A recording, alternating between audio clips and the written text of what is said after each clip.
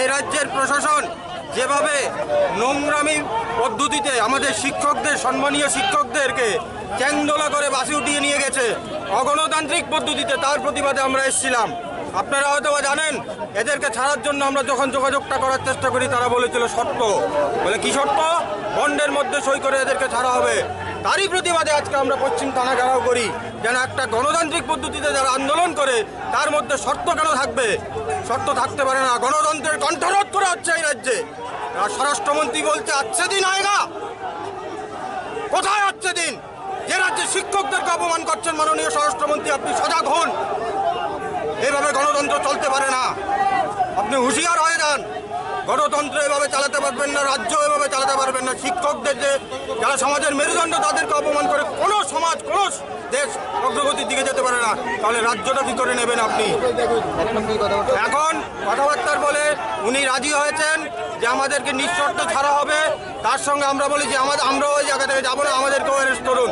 উনি রাজি হয়েছেন আমাদের অ্যারেস্ট করবেন এবং নিঃশর্তে আমাদেরকে 144-এর যে নিয়ম, সেই নিয়মে আমাদেরকে ছেড়ে দেবেন বলেছেন।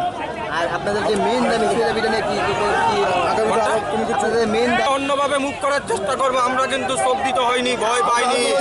আমরা আন্দোলন ছাড়বো না, রাস্তাও ছাড়বো না বলে রাখছি। আমাদের আন্দোলন আগামী দিন দেখবেন। আজকে যেমন হঠাৎ করে আপনারা দেখতে পেয়েছেন, আমরা হঠাৎ করে এসেছি, সেইভাবে হঠাৎ করে আমরা আন্দোলন করে তুলবো, কারণ কি আমাদের নেটওয়ার্কিং সেই জায়গায় আছে।